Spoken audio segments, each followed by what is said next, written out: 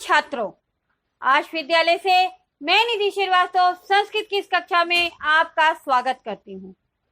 छात्रों, पूर्व कक्षाओं में हमने सौहार्द प्रकृति शोभा अर्थात प्रकृति की शोभा के विषय में आपसे चर्चा की है और इस प्रकृति की शोभा अर्थात सुंदरता के विषय में बताया कि आधुनिक युग में भौतिक सुखों में जकड़ा हुआ मानव अपने स्वार्थ सिद्धि के लिए दूसरों का अहित और तिरस्कार करने से कभी भी नहीं चूकता है और स्वार्थपरक और दूसरों को अपने से हीन समझने वाले मनुष्य की सबसे श्रेष्ठ शिक्षिका इस समय प्रकृति ही है। समाज के उत्थान, विकास और सुरक्षा के हेतु हमें अपना स्वार्थ छोड़ना ही होगा। छात्रों, प्रस्तुत कहानी में भी पशु पक्षियों के माध्यम से यहाँ पर हमको स्वार्थपरक दुनिया को छोड़कर सबका भला करने की बात बताई गई है।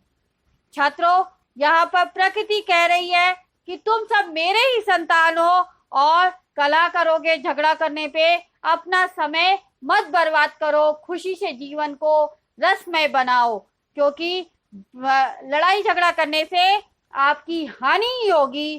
प्रेम और सहयोग से प्राणियों का उत्थान और विकास होता है। तो छात्रों, इसी बात को जानते हुए हम यहाँ पर आइए देखते हैं क्लास 10 संस्कृत सप्तमा पाठा सौहार्द प्रकृति शोभा का द्वादशा भागा अभ्यास माला भाग 2। छात्रों, आइए देखते हैं अभ्यास माला भाग 2 को।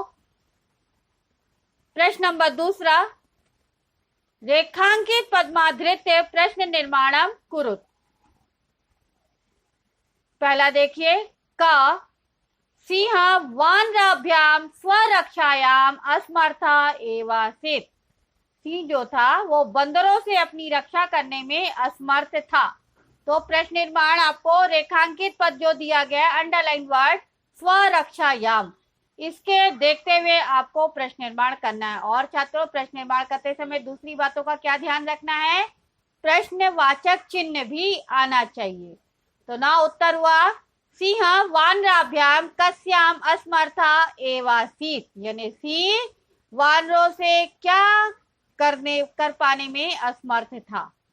नाउ सेकंड वन देखिए छात्रों, गजा वन्य पशून तुदंतम शुंडेन पोथित्वा मारयति। गजा यानी हाथी वन्य पशुओं को तंग करने से सूंड के द्वारा, शुंडेन यानी सूंड के द्वारा पटक पटक कर मारने की बात करता है। तो शुंडेन में अंडरलाइन है, यानी क्या होगा आंसर, केन। तो आंसर क्या हुआ, गजा वन्य पशून तुदंतम केन पोथित्वा मारयति। सॉरी छात्रों। नाउ नेक्स्ट वन देखिए, वानरा आत्मानाम वनराज पदाय योग्य मन्यते।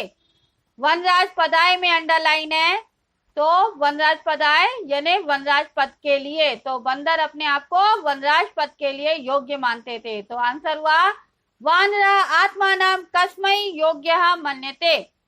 नेक्स्ट वन देखिए, मयूर से नृत्यम प्रकृति आराधना। मयूर का नाच जो है वो प्रकृति की आराधना है, पूजा है।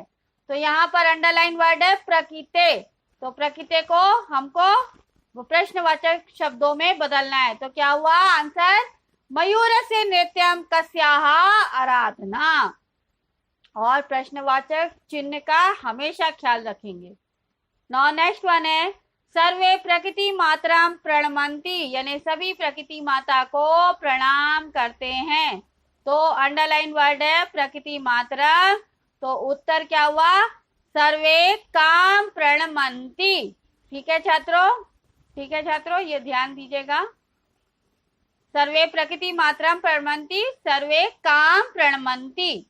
नाउ नेक्स्ट वन, प्रश्न नंबर 4, शुद्ध कथनानाम समक्षम आम अशुद्ध कथनानाम समक्ष च समक्षम न इति लिखत। प्रश्न नंबर 3 में आपने प्रश्नवाचक शब्दों को चिन्ह, प्रश्नवाचक शब्द बनाए, वाक्य बनाए। अभी आपको प्रश्न नंबर 4 में शुद्ध कथनानाम समक्षम यानी जो सही वाक्य है उसके सामने आम अर्थात हा, और अशुद्ध कथनानाम च समक्षम न इति लिखत, यानी जो गलत है उसके सामने ना लिखना है।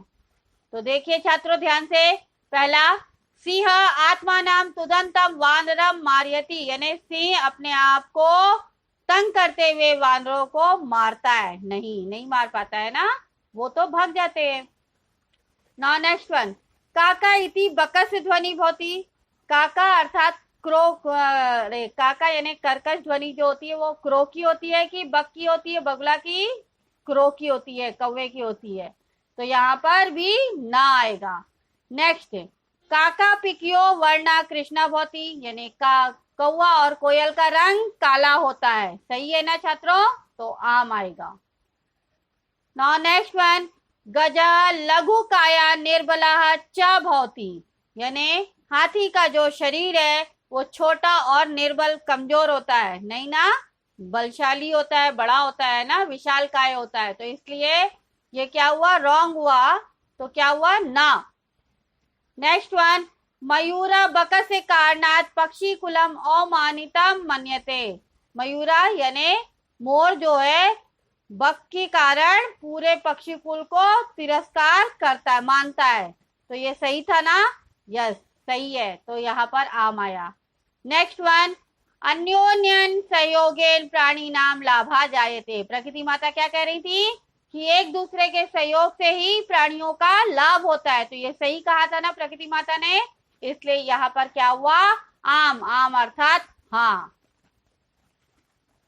Now next one, question number 5, मंजुषाता समुचितम पदम चित्वा रिक्त स्थानानि पूर्यत, यानी आपको चॉइस गिवन, मंजुषाता अर्थात चॉइस, तो चॉइस गिवन है, उस चॉइस को देखते हुए आपको अपने वाक्यों की पूर्ति करनी है। तो देखिए, स्थित प्रज्ञा यानी ध्यान मग्न होकर स्थित होकर खड़ा रहना, यथा समय यानी समय के अनुसार, मेध्या मेध्य भक्षक यानी गलत और सही दोनों को खा जाना, आई वो मोर सांप को मारने वाला, आत्मश्लाघा ही शर्म, और पिका यानी कोयल। तो आपको अपने लेसन्स में जो वाक्य है उन्हीं को ध्यान में रखते हुए यहाँ पर आंसर देना है। पहला देखिए, काका डैश भवती, यानी काका क्या करता था, होता था मेध्या मेध्य भक्षक, यानी गलत और सही सबको खा जाता था। नेक्स्ट वन, डैश परभृत अपि कथ्यते, किसको परभृत कहते हैं, यानी दूसरों पर आश्रित कहते हैं, कोयल को ना छात्रों, तो क्या हुआ, पिकः। नेक्स्ट वन, बकः अविचलः डैश इव तिष्ठति, यानी बगुला जो है वो बिना हिले डुले स्थिर होकर खड़ा रहता है, तो इसलिए यहाँ पर क्या आएगा, स्थित प्रज्ञा। नेक्स्ट वन, मयूरा डैश इति नामना अपि ज्ञायते, यानी मोर को इस नाम से भी जाना जाता है, किस नाम से, अहिभुक, अहि यानी सर्प और भुक यानी खाने वाला, तो सांप को खाने वाला इस नाम से भी जाना जाता है छात्रों। नेक्स्ट वन, उल्लू का डैश पद निर्लिप्ता चासीत, यानी उल्लू जो है वो आत्मश्लाघाहीन पद निर्लिप्ता चासीत, यानी उल्लू किसी भी पद के लायक नहीं था, शर्म से आत्मश्लाघा यानी जो अपना ही वो नहीं कर सकता, रक्षा नहीं कर सकता, वो क्या दूसरों की करेगा। नेक्स्ट वन, सर्वेषामेव महत्वम विद्यते डैश, मतलब सभी का महत्व विद्यमान है, कहाँ पर, यथा समय, यानी हर समय, यथा समय, समय के अनुसार सबका महत्व इस सृष्टि पर विद्यमान है। नौ छात्रों, क्वेश्चन नंबर 6, परिचयम पठित्वा पात्रस्य नाम लिखत, यानी अभी वाक्य जो कहे जा रहे हैं वो किसके लिए कहा गया है, ये आपको लेसन से ध्यान में रखते हुए उसके नाम को बताना है। तो पहला देखिए, अहम शुंडेन कम अपि पोथित्वा मारितुम समर्था, यानी मैं सूंड से सबको किसी को भी मारने के लिए समर्थ हूं, कौन कहता है, हाथी, यानी क्या हुआ, गज, तो क्या हुआ संस्कृत में, गजा। दूसरा, मम सत्यप्रीता सर्वेशाम कृते उदाहरण स्वरूपा, यानी मेरी सत्यप्रीता तो सभी के लिए उदाहरण के स्वरूप है, कौन कहता है, कौवा यानी काका। मम पिच्छा नाम पूर्वम सौंदर्यम, यानी मेरे पंखों में सुंदरता है, अनोखापन है, सौंदर्यता है, तो कौन बोलता है, मयूर यानी मोर।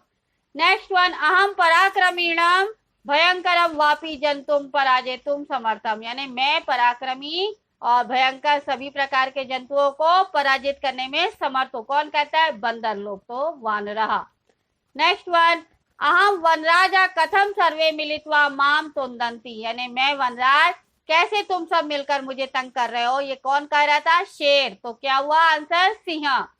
नेक्स्ट वन, अहम अगाध जल संचरी अपनी गर्वम न करोमी, यानी मैं छोटे से अगाध जल संचरी यानी बहुत सारे जल पर रहने वाली होकर गर्व नहीं करती। कौन? रोहिता मछली। ठीक है।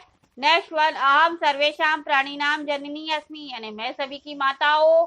तो कौन कह रहा था? प्रकृति माता। तो प्रकृति माता।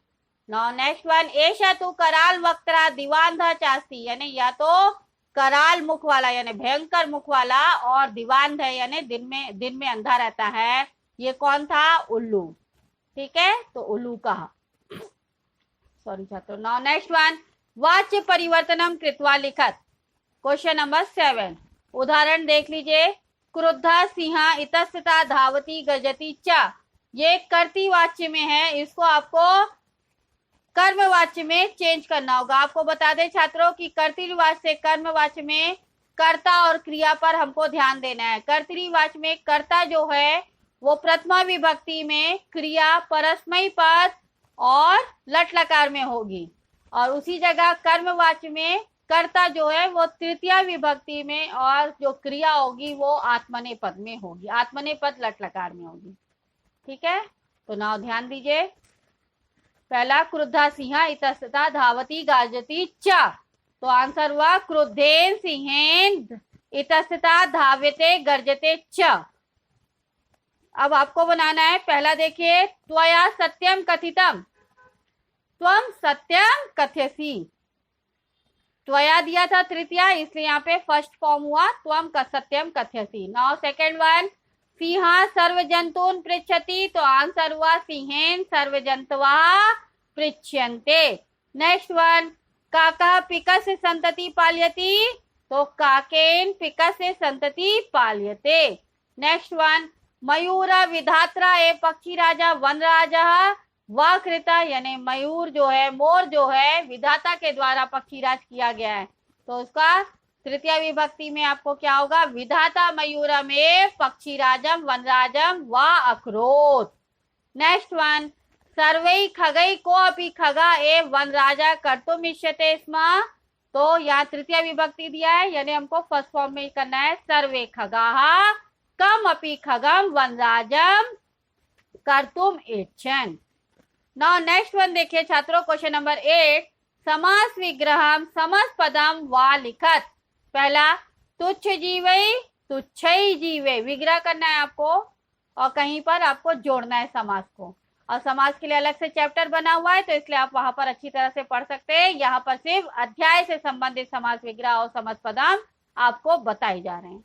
तो तुच्छ जीवै यानी तुच्छै जीवै, वृक्षोपरि वृक्षस्य उपरि, पक्षिणाम सम्राट पक्षी सम्राट, स्थिता प्रज्ञा यस्य सा स्थित प्रज्ञा। तो छात्रों ये अध्याय यहाँ पर समाप्त होता है, और इसके साथ ही सौहार्द प्रकृति शोभा से जो आपको शिक्षा मिली है कि आपको कभी भी किसी को हीन नहीं समझना है और आपको हमेशा उसको सबको समान मानते हुए एक साथ जीवन यापन करना है। तो छात्रों अगर आपको इस अध्याय में कोई भी डाउट है तो आप आश विद्यालय के ऐप को लाइक करके क्वेरी में जाकर अपना डाउट पूछ सकते हैं। मैं आपका जवाब जल्द से जल्द दूंगी। तब तक के लिए धन्यवाद छात्रों। नमो नमः।